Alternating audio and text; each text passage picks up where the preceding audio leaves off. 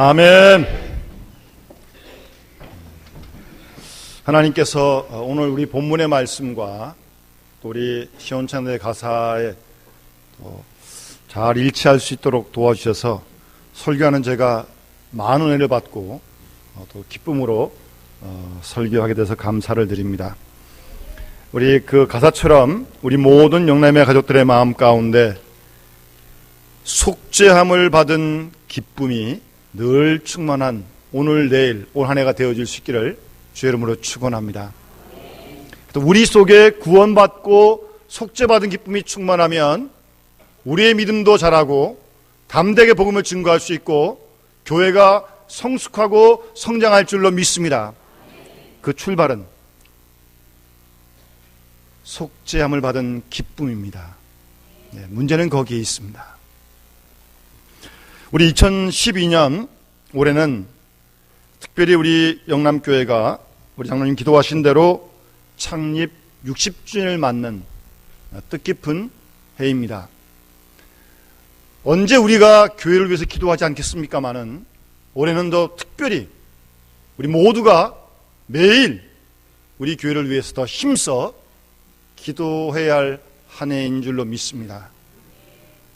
지금까지 인도하신 하나님께 감사를 드리고 우리의 부족함을 돌아보고 앞으로 우리 교회를 통해서 이루실 하나님의 놀라운 역사를 믿음의 눈으로 꿈꾸면서 우리가 함께 기도할 때 우리를 통해서 하나님께서 또 우리 교회를 통해서 크신 역사를 이루실 줄로 믿습니다. 특별히 감사한 것은 60주년을 맞아서 우리 교육관을 시작하게 하시고 올해 봄쯤 되면 우리가 완공할 수 있다고 이렇게 믿는데 이런 은혜를 주신 것도 깊은 감사를 드립니다. 우리 성도들이 때로 믿지 않는 사람들로부터 이러한 질문을 받습니다. 도대체 교회가 무엇하는 곳입니까? 교회가 무엇인지 잘 모르면서 묻는 사람들에게 교회가 이런 곳이다라고 한마디로 얘기하는 것은 그렇게 쉬운 일은 아닐 것입니다.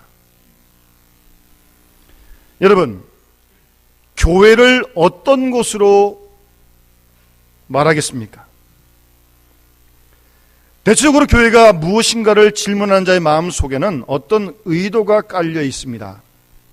그 의도는 도대체 교회가 왜 나를 도와주지 않느냐?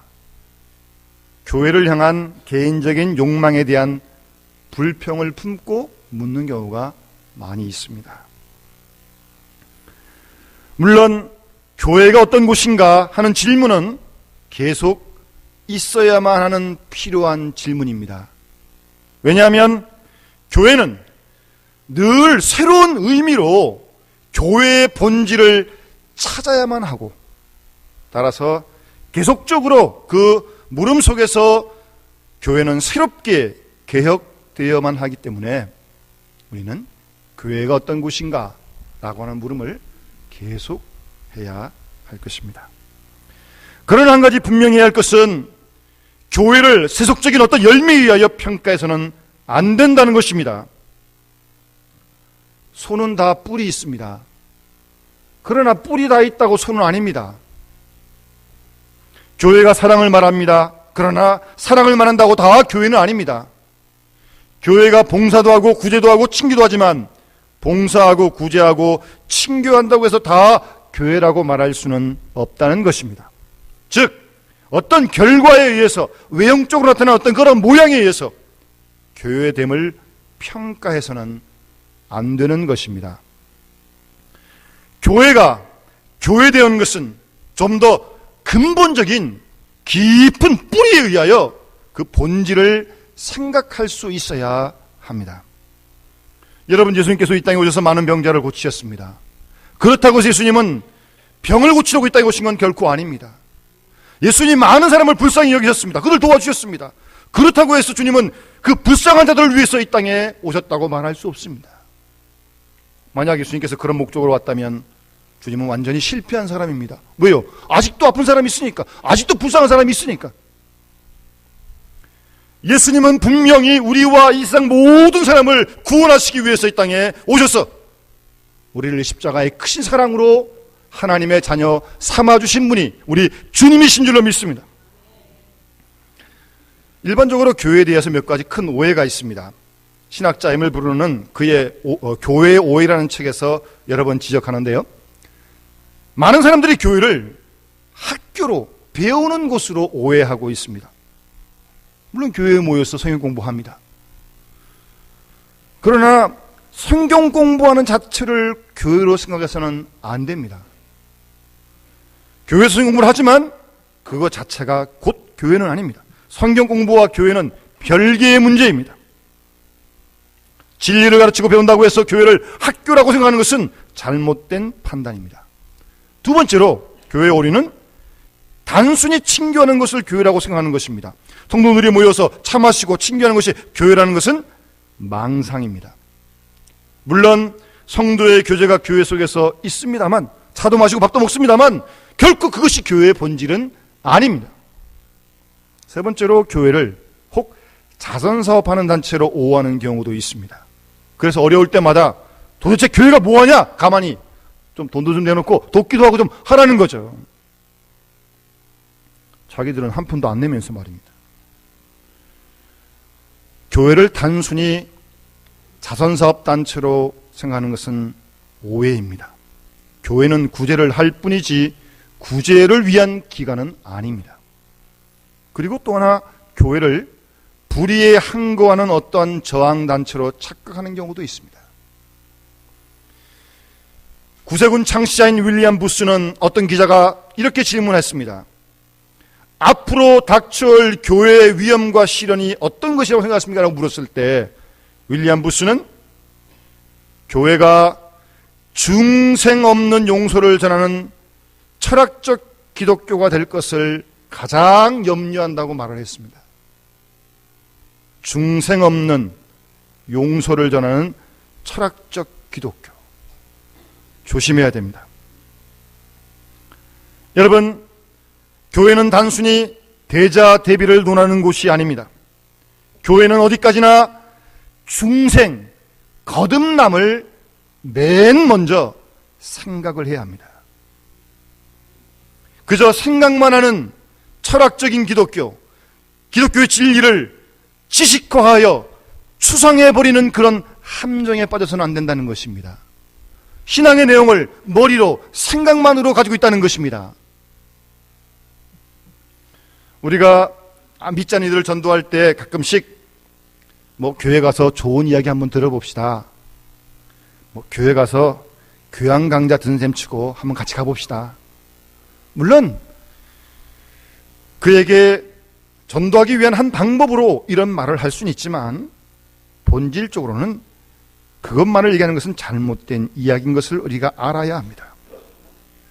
얼핏 생각하기에는 전도의 동기를 부여하는 것 같지만 그렇게 하면 이 철학적인 기독교를 만들면 크게 잘못되는 것입니다.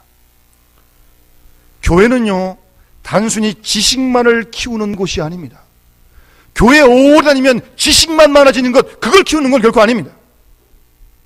따라서 추상적인 머리에만 있는 진리에 머물 수는 없는 것입니다. 그러니까 많이 듣고 많이 배우기만 한 사람들은 결코 진정한 그리스도인 되기가 쉽지가 않습니다. 그래서 윌리엄 부스가 성령이 없는 교회, 하나님이 없는 정치, 그리고 지옥 없는 천국을 선포하는 교회가 될 것을 미리 걱정했던 것입니다. 여러분, 교회라고 하는 곳은 살아가신 예수 그리스도의 임재가 있는 곳이 바로 교회입니다. 그러기 위해서는 우리는 역사적인 예수 그리스도에 대한 신앙이 확실해야 하고 그 고백을 분명히 해야 합니다. 예수가 나의 구주이시다, 예수가 나의 메시아이시다라고 우리가 분명하게 고백할 수 있어야 합니다. 그리고 예수의 십자가와 부활, 재림 신앙에 근거한 종말론적인 공동체임을 분명히 또한 알아야 합니다. 우리 모두는 주님이 다시 오실 것을 지금도 깨어서 기다리고 있습니다. 그걸 기다리고 계십니까? 그런 신앙으로 무장한 곳이 바로 교회입니다. 다시 말하면 예수께서 우리를 위해 죽으셨고 부활하셨으며 이제 곧 다시 오실 것이라고 하는 확고한 믿음을 가지고 오늘도 기다리고 있으며 그 기다림 속에 서로 사랑을 나누는 그런 공동체가 교회라는 사실입니다.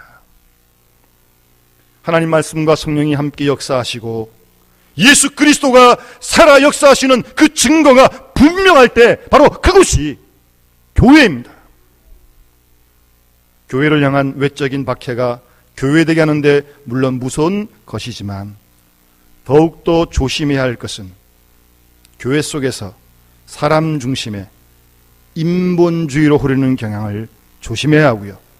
우리가 믿는 복음의 진리를 과거의 유산물로 돌리려고 하는 생각을 조심해야 합니다. 이런 것들이 교회의 중요성을 희석시켜서 교회가 교회되지 못하도록 시험을 주고 있는 것입니다.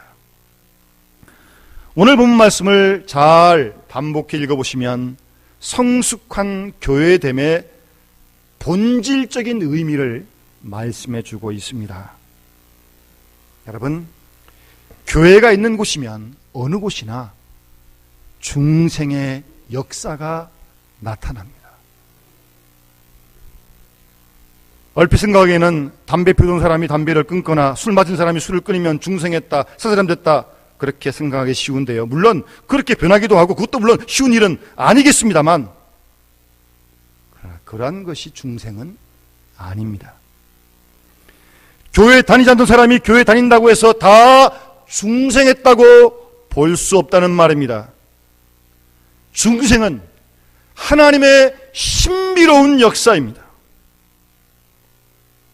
우리가 중생이 무엇이냐라고 설명할 때 오늘 본문의 앞에 사도행전 9장에 나오는 사도 바울의 변화를 들면 분명한 증거를 찾을 수 있습니다.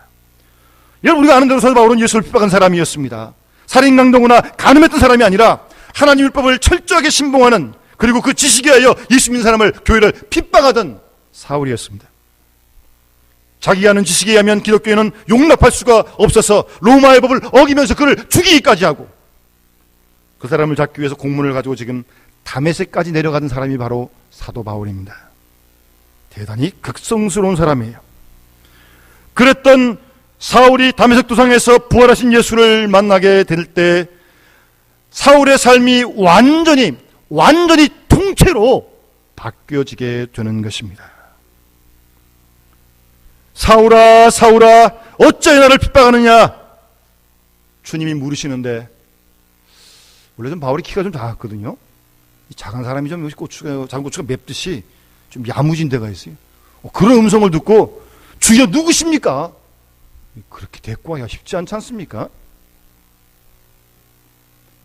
그때 주님께서 내가 핍박하는 예수다라고 말씀하셨을 때 그 순간 사도 바울의 생각과 마음이 완전히 바뀌게 됩니다. 지금까지는 자기가 가진 율법의 지식으로 예수를 보았는데 이제는 예수님이 하여 율법을 보고 예수님이 하여 모든 세상을 보게 되었던 것입니다. 한마디로 예수 중심의 사람이 되었습니다. 아니, 예수에게 미친 사람이 되었습니다. 이렇게 극적인 변화로 사도 바울은 생각과 생활이 완전히 바뀌어지게 되었습니다. 그것이 중생입니다. 그것이 거듭남이에요. 지금까지 먹던 것을 안 먹게 되었다든지 직업이 바뀌었다든지 또는 생활이 조금 바뀌었다든지 그 정도의 얘기 아닙니다. 살아계신 부활하신 예수를 만남으로 말미암아 이루어지는 신비로운 생명의 변화를 뜻하는 것입니다. 그것이 중생입니다. 우리가 기독교 역사 잘 알고 있는 어거스틴, 프란시스, 다 큰 중생을 경험했던 사람들입니다. 거기에 보면 좀 베드로는 조금 미흡해요. 열정을 가지고 주님을 따랐지만 휘청거릴 때가 참 많았어요. 여러분, 도대체 예수를 믿는다고 하는 것이 무엇입니까? 저도 그런데요, 가끔 나는 모태신앙입니다 그럽니다. 저도 말은 그렇게 하지만 어머니 뱃속도 믿었다는데 어머니 뱃속에서 뭘 믿었는지 잘 모르겠어요. 뱃속에서 믿었다 그러는데, 정확하게 말씀드리면 그때는 예수 믿는 게 아니라 부모님 손에 이끌려 교회 갔던 거죠. 물론 그것도 감사한 얘기는 합니다만, 그런데 모태신앙 말고 안 믿다가 세상에서 방탕하다가 예수를 믿게 된 사람들 보게 되면 어떤 한 번 그 터닝 포인트, 회심하는 그런 분명한 사건이 있고 경험이 있지 않습니까? 그런데 저처럼 어렸을 때부터 교회에서 자란 사람들은 이게 물에 술 탄 듯 술에 물 탄 듯 도대체 어디서부터 시작했는지 좀 아리송할 때가 있습니다. 그러나 여러분, 분명한 것은 어떤 순간이라도 확실하게 여러분 나름대로의 분명한 중생의 체험이 있어야 합니다. 이것 없이 무감각한 상태 속에서 수십 년을 교회 다니고 직분을 맡아 이래서도 그를 꼭 그리스도인이다 쉽게 말할 수 없습니다. 우리의 인생 중에서 어느 한 순간에도 한 번은 부딪혀야 합니다. 꼭 이런 주님을 만나는, 회심하는, 중생하는 그런 순간을 체험해야 합니다. 물론 오늘 본문의 다메섹의 사도 바울처럼 그렇게 똑같이 일어나지는 않는다 할지라도 어떤 형태로든 주님과의 만남의 관계가 분명 여러분 속에 있어야 한다는 말씀입니다. 이렇게 중생을 체험해서 중생한 사람은 지난날의 생을 다 끊어버리고 새로운 생활로 살아갑니다. 옛사람은 죽고 새 사람으로 삽니다. 율법 앞에 죽고 하나님 앞에 그리스도로 삽니다. 정과 욕심을 십자가에 못 박아버리고 옛사람을 단호하게 끊어버리고 새로운 사람으로 살아가게 되는 것입니다. 그 사람이 중생한 사람입니다. 여러분 잘 아는 마틴 루터는 수도원에서 거룩하게 살며 예수를 믿던 사람이었습니다. 세상에 사는 게 아니라 수도원 속에서 말입니다. 그러나 진정한 은혜를 체험하지 못했습니다. 늘 루터의 마음 가운데는 내 죄 때문이다. 그 죄에 대한 고민을 떨쳐버릴 수가 없었어요. 그래서 한 번은 성당에 28개의 계단을 무릎으로 한번 기어오르면서 죄사함을 받으려고 노력을 했습니다. 아무런 감동이 오지 않습니다. 그러다가 마지막 계단을 오르면서 계단에서 벌떡 일어났습니다. 그리고 자신의 의로 하나님 앞에 나오려고 했던 것을 다 포기하고 그것 아님을 깨닫고 오직 믿음으로 말미암아 살리라고 하는 그런 복음을 확실하게 얻고 그 자리에서 벌떡 일어났던 것입니다. 여러분, 중생의 시간을 잊어서는 안 됩니다. 어떤 형태든 어느 시간에 깊은 깨달음이 있든 어쨌든 예수 그리스도와 진정한 새로움의 만남의 그런 중생의 체험, 그 시간, 그 경험이 꼭 있고 거기에 대한 간증이 있어야 참된 그리스도인이다 말씀입니다. 교회는 중생의 역사가 있는 곳이 교회입니다. 사람만 우 모였다가 흩어지고 그거 아니에요. 중생의 역사가 일어나는 곳이 교회입니다.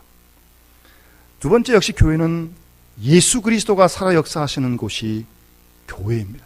주님은 지금도 살아서 우리 교회를 주장하시고 역사하신 줄로 믿습니다. 여러분, 어떤 교회가 부흥될 것 같습니까?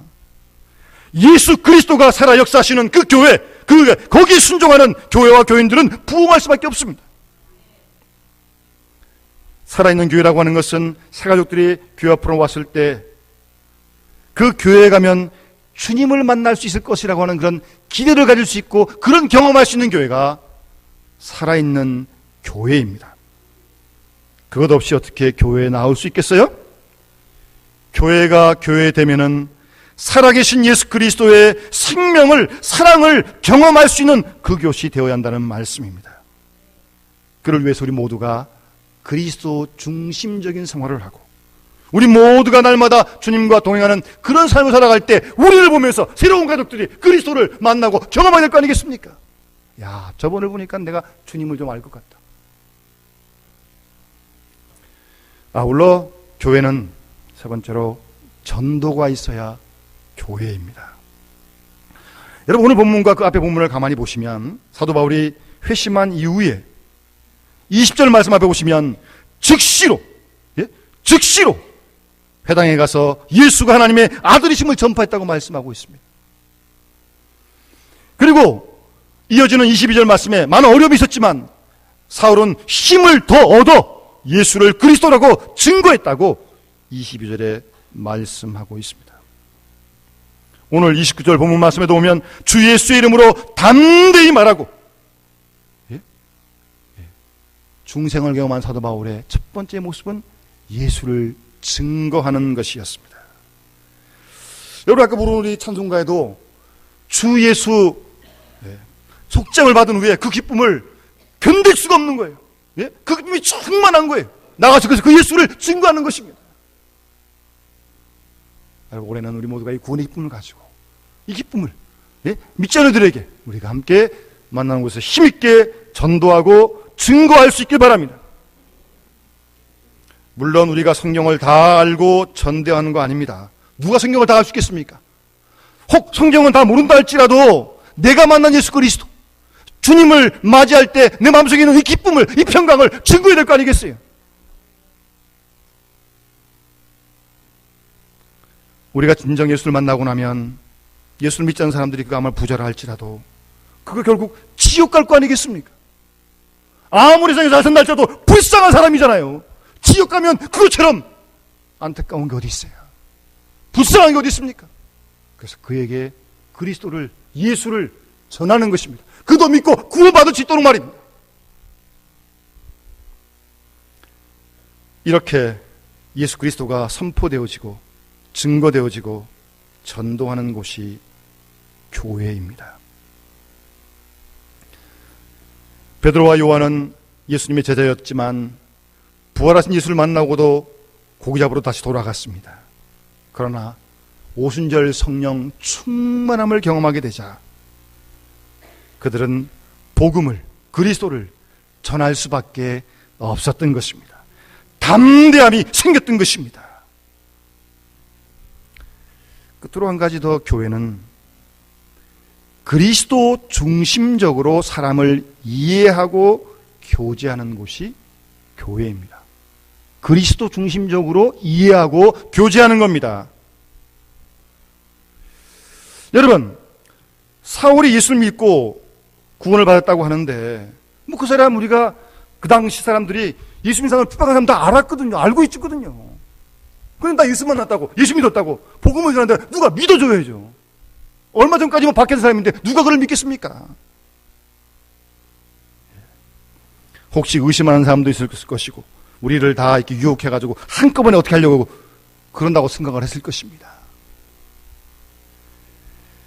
그럴 때 오늘 본문에 바나바가 나타나서 바울을 영접하고 바울의 이야기를 다 들어줍니다. 그리고 바울의 변화된 상태를 인정해 줍니다. 여러분, 물론 사도 바울이 위대한 사도고 전도자고 훌륭한 하나님의 일꾼이지만 만약 바나바가 없었다면 바울이 바울 될 수 없을 것이다 라고까지 얘기를 합니다. 분명 핍박한 사람 많은데 금방 달라졌다는데 누가 그걸 믿어줍니까? 여러분도 그런 경험 있으시죠? 사람이 잘 못 믿더라고요. 그런데 바나바가 그 뒤에서 사울을 다 수용해주고 믿어주고 뿐만 아니라 바울을 데리고 가서 다른 사람들에게 소개해줍니다. 바울을 높여주고요, 바울로 하여금 큰 역사를 이루도록 바나바가 배후에서 참 큰 일을 사실했습니다. 그렇게 바나바가 바울을 영접해 주듯이 예수 그리스도 이름으로 우리의 새로운 가족들을 잘 수용할 수 있고 그 속에서 이루어지는 교제하는 것이 바로 교회란 말씀입니다. 어떤 사람은 그래서 바울이 인간성이 좋다 혹 그렇게도 말을 합니다만 인간성 때문이 아닙니다. 바나바의 믿음이 좋았던 것이죠.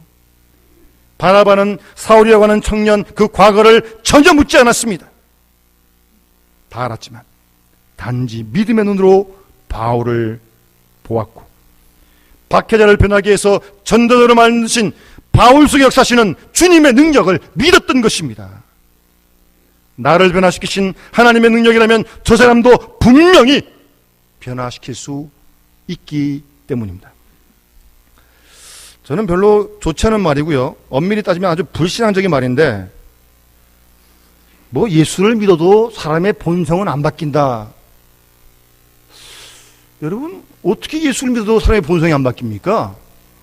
하나님이 전능하신 하나님이신데, 우주 만물을 만드신 하나님이신데, 뭐 사울도 바울로 바꾸시는데 그 본성을 못 바꾸시겠어요? 그런 말 하지 마세요.